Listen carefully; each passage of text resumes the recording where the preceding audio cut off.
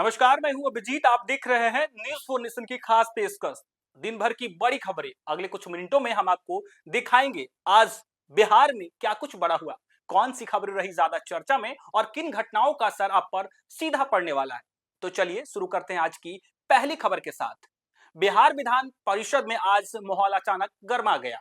मुख्यमंत्री नीतीश कुमार ने सदन के भीतर पूर्व मुख्यमंत्री राबड़ी देवी को लड़की कह दिया। बस फिर क्या था, विपक्ष भड़क उठा। राबड़ी देवी और विपक्ष के सदस्य अपनी सीटों से खड़े हो गए। सदन में जोरदार हंगामा शुरू हो गया। नारेबाजी, टोका टोकी और हंगामे के बीच कार्यवाही कुछ देर के लिए बाधित रही। विपक्ष ने आरोप लगाया कि यह टिप्पणी एक महिला नेता का अपमान है। वहीं सत्ता पक्ष ने बात संभालने की कोशिश की, लेकिन हंगामा थमने का नाम नहीं लिया। अब इस बयान पर राजनीति तेज हो गई है और सवाल उठ रहा है कि क्या सदन की गरिमा एक बयान से टूट गई। तो दूसरी सबसे बड़ी खबर रही, पटना में आज टीआरई 4 को लेकर छात्र पटना की सड़कों पर प्रदर्शन करते दिखे। 1,20,000 पदों पर बहाली और उम्र सीमा बढ़ाने की मांग को लेकर सैकड़ों छात्र सड़क पर उतर आए। विधानसभा का घेराव के लिए निकलकर जुलूस निकाल दिए। सड़क के खिलाफ नारे जो है कहने लगे। तो वहीं छात्रों का कहना है कि हजारों पद खाली हैं, फिर भी उम्र सीमा में कोई राहत नहीं है। जैसे ही जुलूस जेपी गोलंबर की ओर बढ़ा, पुलिस ने रास्ता रोक दिया। भारी पुलिस बल तैनात, कुछ देर के लिए यातायात भी प्रभावित रहा। छात्रों दो टूक चेतावनी दिया कि जब तक उम्र सीमा नहीं बढ़ेगी और टीआरई 4 बहाली पर फैसला नहीं होगा, आंदोलन जारी रहेगा। तो वहीं तीसरी बड़ी खबर रही, बिहार दौरे पर पहुंचे बीजेपी के राष्ट्रीय अध्यक्ष नितिन नवीन। 2 दिनों के लिए बिहार दौरे की शुरुआत पटना एयरपोर्ट से हुई। एयरपोर्ट पर डिप्टी सीएम सम्राट चौधरी ने गर्मजोशी से स्वागत किया। इसके बाद नितिन नवीन पहुंचे बापू सभागार, जहां आयोजित भव्य स्वागत किया गया, अभिनंदन समारोह का आयोजन किया गया था। कार्यकर्ताओं ने जबरदस्त उत्साह दिखाया। बीजेपी नेताओं की रही मजबूत मौजूदगी। 2 दिनों के दौरे में संगठन और चुनावी रणनीति पर मंथन की संभावना है। बिहार की राजनीति में हलचल तेज हो गई, क्योंकि नितिन नवीन पहली बार बिहार बीजेपी के राष्ट्रीय अध्यक्ष बनकर पटना पहुंचे हैं। आपको बता दें, नितिन नवीन बांकीपुर से विधायक बने, मंत्री सरकार में था और उसके बाद अब बीजेपी के राष्ट्रीय अध्यक्ष बने हैं। तो वहीं तीसरी सबसे बड़ी खबर है, पटना में अतिक्रमण हटाने गई पुलिस पर अचानक हमला हो गया। अतिक्रमणकारियों ने आज कई व्यवहार न्यायालय को लेकर जिस तरीके से अफवाह फैलाई गई, बम से उड़ाने की धमकी मिली, इसके बाद से बिहार के कई व्यवहार न्यायालय में सुरक्षा बढ़ा दी गई है। धमकी मिलते ही कोर्ट परिसर को खाली कराने का आदेश दे दिया गया। अफरा तफरी जैसा माहौल बन गया। भागलपुर और औरंगाबाद में कोर्ट को उड़ाने की फिर से धमकी मिली, हालांकि पटना को भी मिली थी। और देखिए किस तरीके से बीते कई बार से बिहार के कई व्यवहार न्यायालयों को बम से उड़ाने की धमकी मिल रही है। और आज जब बिहार के कई व्यवहार न्यायालयों को उड़ाने की धमकी मिली, तब सुरक्षा व्यवस्था बढ़ा दी गई है। हालांकि सुरक्षा एजेंसियां को अलर्ट पर रखा गया है। पुलिस और बम स्क्वाड ने तलाशी अभियान शुरू किया। कोर्ट की सुरक्षा बढ़ा दी गई है। हर आने जाने वाले पर नजर फिलहाल बनाई हुई है। फिलहाल धमकी की जांच की जा रही है। दोषियों की तलाश तेजी से की जा रही है। पांचवी सबसे बड़ी खबर है, बिहार के नेता प्रतिपक्ष तेजस्वी यादव को लेकर। तेजस्वी यादव दिल्ली के राउज एवेन्यू कोर्ट पहुंचे। लैंड फॉर जॉब मामले में आज कोर्ट में पेशी था। कोर्ट परिसर में सुरक्षा के कड़े इंतजाम, मीडिया की भारी मौजूदगी के बीच तेजस्वी यादव ने कहा कि कानूनी प्रक्रिया में पूरा भरोसा है, सच सामने आएगा। आजादी का दावा है, ये मामला राजनीतिक साजिश, विपक्ष की आवाज दबाने की कोशिश है। वहीं बीजेपी का आरोप है कि कानून सबके लिए बराबर है। लैंड फॉर जॉब केस में कोर्ट की सुनवाई पर अब सबकी निगाहें टिकी हुई है। तो छठी बड़ी खबर है, बिहार विधानसभा से ही।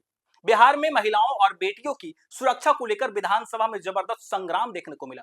पूर्व मुख्यमंत्री राबड़ी देवी ने सरकार पर सीधा हमला बोला और उप मुख्यमंत्री सम्राट चौधरी के साथ बिहार के मुख्यमंत्री नीतीश कुमार से इस्तीफे की मांग कर डाली। राबड़ी देवी का आरोप है, राज्य में अपराध बढ़ रहे हैं, लेकिन सरकार बेपरवाह बनी हुई है। जैसे ही मुख्यमंत्री नीतीश कुमार जवाब देने के लिए खड़े हुए, सदन में हंगामा तेज हो गया। नारेबाजी, शोर शराबा और विरोध के बीच कार्यवाही आगे नहीं बढ़ सकी। हालात ऐसे बने कि स्पीकर को सदन की कार्यवाही 2:30 बजे तक के लिए स्थगित करनी पड़ी।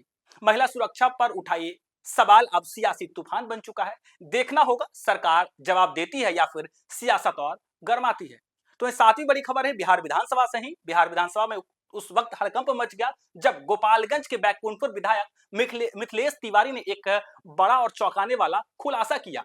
विधायक मिथिलेश तिवारी ने सदन में दावा किया कि उनके विधानसभा क्षेत्र 168 पाकिस्तानी नागरिक के पहुंचने की जानकारी सामने आई है। उन्होंने इस मामले को राज्य की सुरक्षा से जोड़ा और गंभीर मुद्दा बताया। मिथिलेश तिवारी ने सरकार से पूरे मामले की उच्च स्तरीय जांच की मांग की। सवाल उठाया कि आखिर ये लोग कब और कैसे किन दस्तावेजों पर भारत में दाखिल हुए। विधानसभा में यह मुद्दा उठते ही सत्ता पक्ष और विपक्ष के बीच तेज बहस देखने को मिला।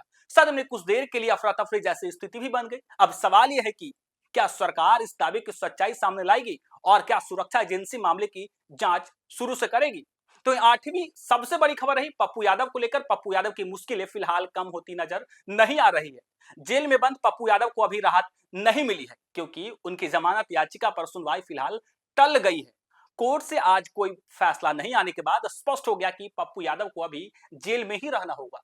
जमानत पर अगली सुनवाई की तारीख का इंतजार किया जा रहा है। पप्पू यादव की ओर से लगातार बेल की मांग की जा रही है। वहीं सरकारी पक्ष ने मामले की गंभीरता का हवाला देते हुए अपना पक्ष मजबूती से रखा। इस बीच पप्पू यादव के समर्थक में निराशा का माहौल है, जबकि गलियारों में इस मामले को लेकर चर्चाएं तेज है। अब सबकी निगाहें कोर्ट की अगली सुनवाई पर टिकी है। क्या पप्पू यादव को राहत मिलेगी या फिर उन्हें और लंबा वक्त जेल में बिताना पड़ेगा। तो नौवीं खबर है होमगार्ड बहाली को लेकर। होमगार्ड बहाली को लेकर गृह विभाग ने बड़ी तैयारी की है। नियम बदलने की कवायद शुरू हो चुकी है और नई नियमावली का ड्राफ्ट तैयार कर लिया गया है। सूत्रों के मुताबिक अब होमगार्ड बहाली के लिए सिर्फ 10वीं पास होना पर्याप्त नहीं माना जाएगा। शैक्षिक योग्यता को लेकर चयन प्रक्रिया तक कई अहम बदलाव किए जाने की तैयारी है। नई नियमावली लागू होने के बाद उम्मीदवारों को अधिक कड़े मानक से गुजरना पड़ सकता है। फिजिकल टेस्ट, दस्तावेज सत्यापन और ट्रेनिंग प्रक्रिया को और भी सख्त किया जा सकता है। हालांकि गृह विभाग की ओर से अब तक आधिकारिक अधिसूचना जारी नहीं हुई है, लेकिन माना जा रहा है कि जल्द ही इस पर अंतिम फैसला लिया जाएगा।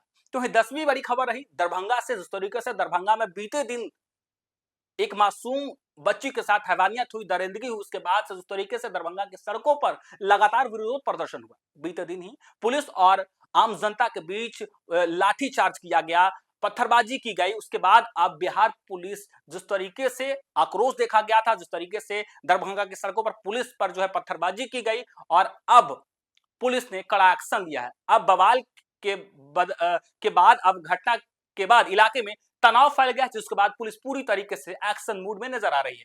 पुलिस ने हिंसा और उपद्रव करने के मामले में 30 नामजद और 200 अज्ञात लोगों के खिलाफ एफआईआर दर्ज की है। आरोप है कि प्रदर्शन के दौरान सार्वजनिक संपत्ति को नुकसान पहुंचाया गया और हालात बिगड़ने की कोशिश की गई। मामले में कार्रवाई करते हुए पुलिस ने अलग अलग इलाकों में छापेमारी की और अब तक 6 युवकों को गिरफ्तार किया है। पुलिस का कहना है कि सीसीटीवी फुटेज और वीडियो के आधार पर अन्य आरोपियों की पहचान की जा रही है। फिलहाल बिहार की इन 10 खबरों के साथ आप अपना राय कमेंट बॉक्स में हमें जरूर दें और आगे के लिए देखते रहिए न्यूज़4 नेशन।